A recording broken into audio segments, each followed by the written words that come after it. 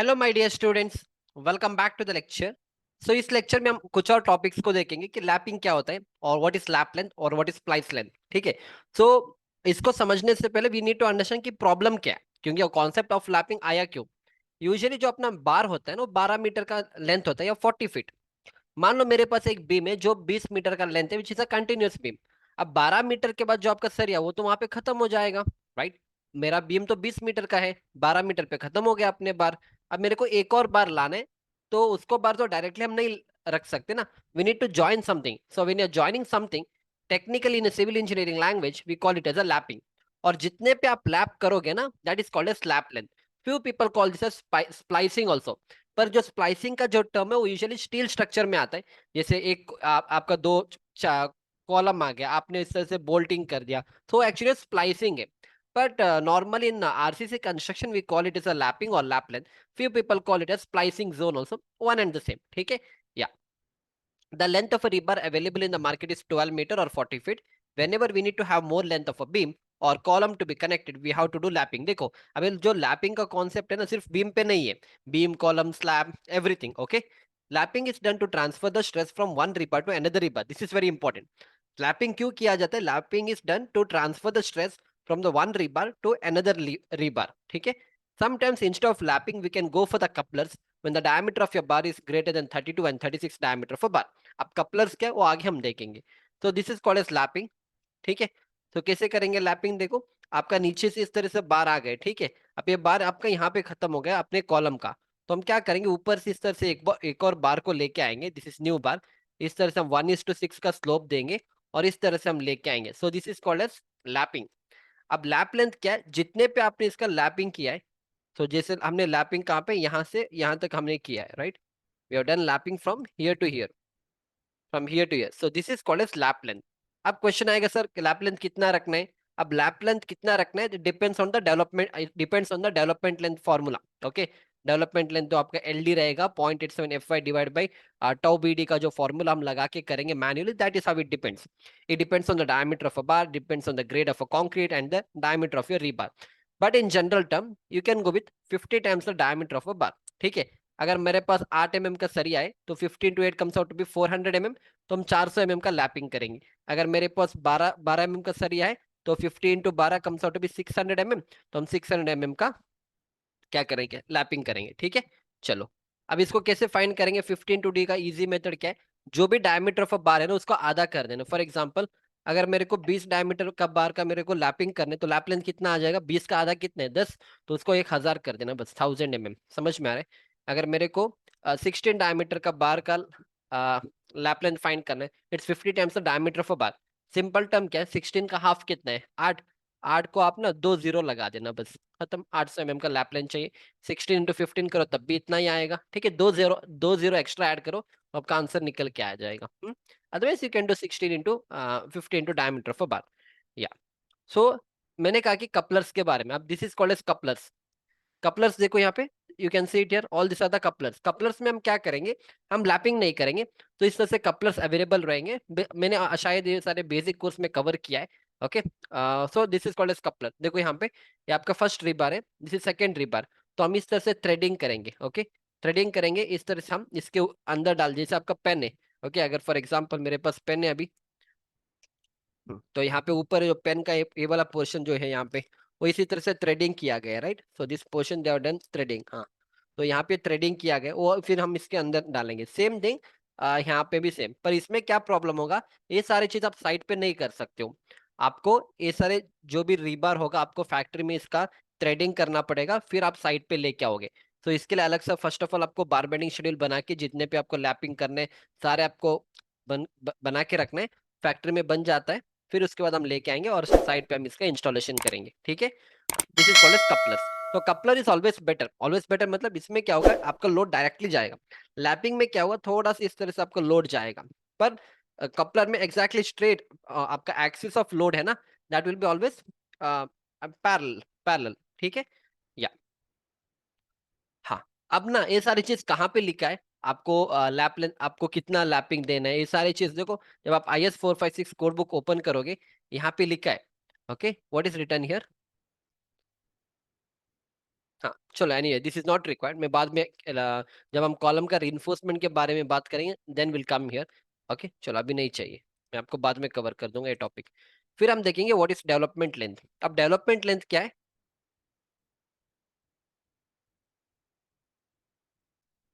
What is development length? So, development length is provided to transfer the stress from one rebar to the concrete. I mean, from the rebar to the concrete. Lap length में क्या हो रहा था? rebar to rebar आप stress transfer कर रहे थे, पर यहाँ पे क्या होगा, rebar से आपके concrete के ऊपर अगर आपको stress को transfer करना है, then we call it as a development length. So, development length is provided from the face of the column. Development length will help in mobilizing the fixed end moments.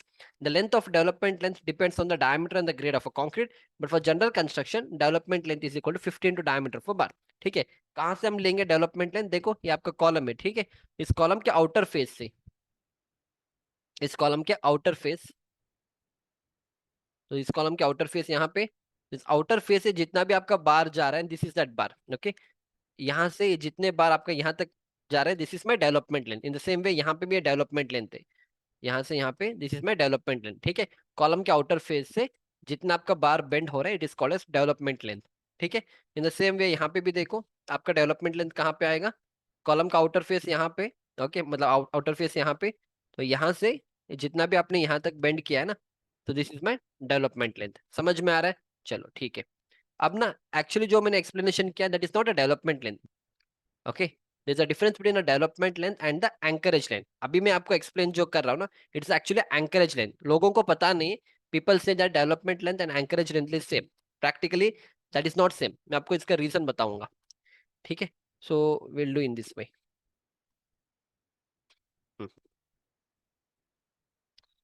Okay, तो मान के चलो आपके पास एक column है, this is my column. Okay, और इस कॉलम के ऊपर एक बीम है, ठीक है, और यहाँ पे भी एक कॉलम है। फर्स्ट ना, और लेट अस कंसीडर जो अपना कॉलम है, कॉलम का डायमेंशन 600 mm है, और इस कॉलम का डायमेंशन 600 mm है। ठीक है, और लेट अस कंसीडर मेरा जो डेवलपमेंट लेंथ मेरे को देना है। Okay, let us consider it is 8 diameter bar, 8 diameter bar, 8 mm का बार है, तो डेवलपमेंट लेंथ कितना आएगा? 50 into diameter of a bar, क्योंकि that is a formula, 50 into diameter of a bar. तो 50 इंटू 8 करो, डायमीटर ऑफ अ बार 8 है, तो कितना हो जाएगा? 400 mm। तो 400 mm is my development length. मतलब जब मैं इससे सब बार को लेके जाऊंगा, I bring a bar from here. ठीक है, मैं यहाँ से एक बार लेके आऊंगा, फर्स्ट इसको लेके आएंगे, हाँ, बार लेके आ गए मैं यहाँ तक, और मैं इसको अभी डेवलपमेंट लेंथ के लिए दूसरा कलर दे रहा हूँ। ठीक है, तो यहाँ से जितना भी मेरा बार जा रहा है ना, this is my development length. Sir, अब आपके दिमाग में एक क्वेश्चन आएगा, सर एक कैसे डेवलपमेंट लेंथ बन गया है? आपने कहा कि डेवलपमेंट लेंथ इस तरह से होता है, पर आपने तो यहाँ तक ही किया, इसको क्यों बेंड नहीं किया? देखो, अभी आएगा यहाँ पे कॉन्सेप्ट। आपका कॉलम का साइज कितना है? कॉलम का साइज है 600 mm। मेरा डेवलपमेंट लेंथ कितना है? 400 mm। 600 और 400 mm में कौन सा कम है? 400 mm।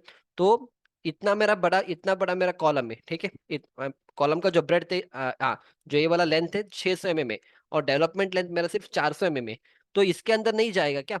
यहाँ से यहाँ पे मेरा 400 mm कवर हो रहा है, और यहाँ से भी यहाँ पे मेरा 400 mm कवर हो रहा है, तो मेरे को बेंड करने की जरूरत नहीं है। I don't want to bend this. तो this is a development length actually. ठीक है, अब मैं आपको एक और केस समझा दूंगा, अब केस नंबर 2 करेंगे। ठीक है, अब केस नंबर 2 को मैं यहाँ पे बना दूंगा, this is my case number 2। ठीक है, this is my case number 2।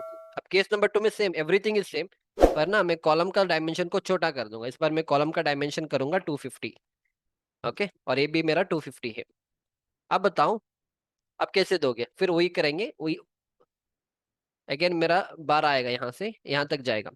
अब बताओ, आपका कॉलम है 250, पर आपका जो डेवलपमेंट लेंथ है 400 mm है। अगर मैं इसको पूरा इस तरह से, अगर मेरे को 400 mm देना है, तो अगेन मैं magenta colour, okay, I will take a different green colour.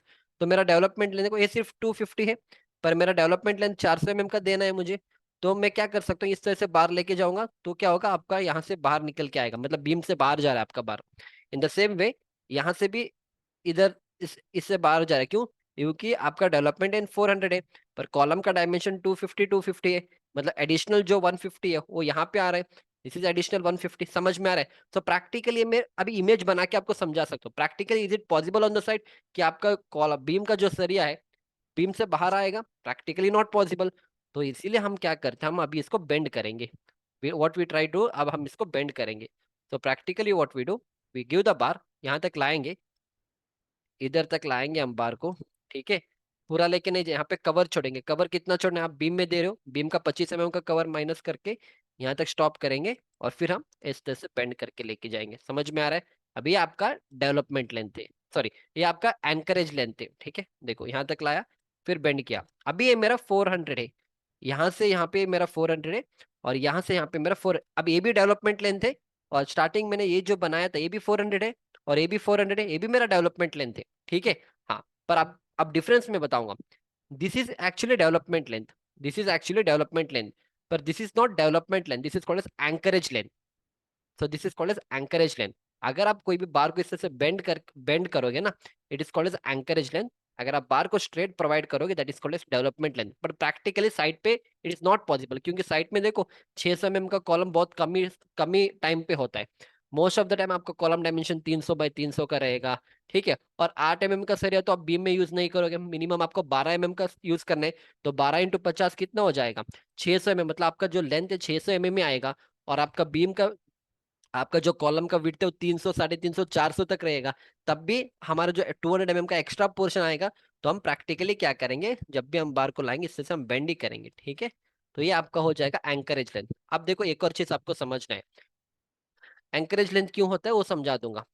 Code कहता है अगर आपका डेवलपमेंट लेंथ 400 mm है तो ठीक है, दिस इज 400 mm, ठीक है। पर जब आप इस तरह से बेंड करोगे ना, कोई भी बार को जब आप इस तरह से लाके ऐसे बेंड करोगे, जब आप बेंड करोगे ना, इसमें एडिशनल आपको 8 times the diameter of a bar का एंकरेज मिलता है। मतलब इसमें आपको लिख लो 8 times the diameter of bar का एडिशनल एंकरेज, एडिशनल एंकरेज, आपको एडिशनल एंकरेज मिलेगा। Additional spelling, additional anchorage. So what do you mean by this? Code says that अगर आप कोई भी बार को 90 डिग्री पे बेंड करोगे ना, तो एक्चुअली आपका रिक्वायरमेंट कितना था, 400 mm का डेवलपमेंट लेंथ का रिक्वायरमेंट था। अगर आप बार को 90 डिग्री पे बेंड करोगे ना, आपको 8 times the diameter of bar extra additional length मिल रहा है। तो एक्चुअली आपका डेवलपमेंट लेंथ आपका कितना बनेगा पता है, 400 माइनस 8 इंटू डायमीटर 8 mm का है, 8 8 का कितना हो जाएगा 64। तो 400 - 64 करो तो कितना हो जाएगा, 307 एग्जैक्टली, नहीं 36 ना, 36 ही होगा। 400, देखो ये थोड़ा डीप लेवल का कॉन्सेप्ट है। अगर आप 100 लो या 336 mm, ये एक्चुअली आपका अभी एंकरेज लेंथ बन जाएगा, ठीक है। तो दैट इज वाई जब हम एंकरेज लेंथ का कैलकुलेशन करेंगे, इस तरह से हमें कैलकुलेशन करना होगा side, not on the side. Practical as a structural engineer we try to do in this way, ठीक है। अब ये बहुत डीप लेवल का कॉन्सेप्ट है। अगर आप 1000 लोगों को पूछोगे, सिर्फ 5 या 6 लोगों के कॉन्सेप्ट पता रहेगा। बाकी जितने भी साइट इंजीनियर है वो उनको डेवलपमेंट लेंथ भी एक ही है और एंकरेज लेंथ भी एक ही है, ठीक है। They don't know the answer behind that. So this is the actual reason, okay. अभी आपको क्लियर है? अगर कोई भी पूछेगा, अब देखो ये सारे चीज ना आपको अपने पास रखना है। जब आप इंटरव्यू में जाओगे आपको बताना है कि सर डेवलपमेंट लेंथ मतलब 50 times the diameter of a bar. आपको इतना जितना मैं दिमाग चला रहा हूँ आपको नहीं चलाना है, क्योंकि हो सकता है इंटरव्यूअर को पता नहीं, फिर आप उसके साथ ये सारे आंसर्स बताओगे, फिर वो भी कंफ्यूज हो जाएगा। तो दिस एवरी चांस उसको लगेगा या ये मेरे से ज्यादा इसको पता है या इसको कुछ भी पता नहीं। तो ये सारी चीज आपको इंटरव्यू में के टाइम में नहीं बोलना है। हाँ, जब किसी को आप समझा रहे हो in that case you can explain that, ठीक है। या अब देखो मैं आपको इसको सही से देखो क्वेरा एक प्लेटफॉर्म होता है जहाँ पे मैं आंसर करता हूँ। तो मैंने यहाँ पे लिखा है, आप एक बार फिर से इसको देख लो, ठीक है। तो development length is a straight length which is given from the face of the column. Usually we take development length as 50 into d, that it depends on the grade of a steel and concrete. Let consider I'm using a 10 diameter bar and the column size is 600 by 600, ठीक है। जो मैंने आपको explain किया यहाँ पे 600 by 600। so the development length is 50 into 10 which is 500 mm। तो यहाँ पे मैंने 500 दिया है और यहाँ पे मैंने 500 दिया है। क्यों मैंने बेंड नहीं किया, क्योंकि आपका कॉलम का साइज 600 है। तो 600 के अंदर आपको 500 mm का लेंथ चला जाएगा ना, बेंड करने की जरूरत नहीं है। तो this is my development length. अब मैं केस 2 ले रहा हूँ। So this is my case 2. Let's say the size of a column is 300 by 300. We are supposed to provide a 500 mm as a development length here. But since column size is smaller compared to the development length, I can't give a straight bar. तो क्योंकि column का size 300 है, आपका development length 500 है, तो आप क्या करो, आपको बेंड करना ही पड़ेगा। जब आप बेंड करोगे ना, कोड सेज दैट जब आप कोई भी बार को 90 डिग्री पे बेंड करोगे, आपको 8 times the diameter of bar extra anchorage मिल रहा है। ठीक है, इट्स वेरी सिंपल। देखो ये मेरा रीबार है, मैंने इस तरह से पकड़ा है, ठीक है। तो अगर जब मैं पुल कर रहा हूँ ना तो मतलब आराम से आ रहा है। अगर वही चीज मैं इसको बेंड करूंगा, बेंड तो नहीं कर पाऊंगा मैं अभी। आप एक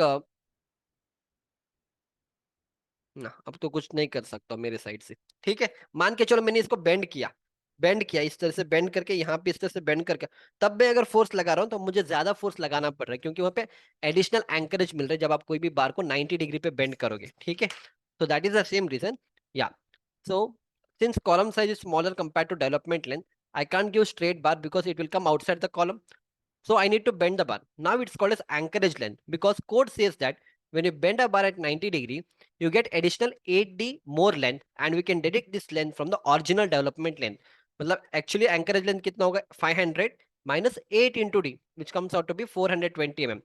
अभी जो 420 mm है ना, ये मेरा एंकरेज लेंथ रहेगा। तो हम यहाँ से यहाँ पे कितना करेंगे, 420 mm का एंकरेज लेंथ करेंगे। Okay, so if you provide a straight बार, अगर कोई भी बार आपका स्ट्रेट होगा वो आपका डेवलपमेंट लेंथ रहेगा। अगर आप उसको बेंड करोगे इट बिकम्स एंकरेज लेंथ। समझ में आ रहा है पूरा कॉन्सेप्ट? ठीक है, this is how it is. तो साइट में जितने भी चीज हम करते हैं वो सारा एंकरेज लेंथ ही होता है। ठीक है, या हाँ।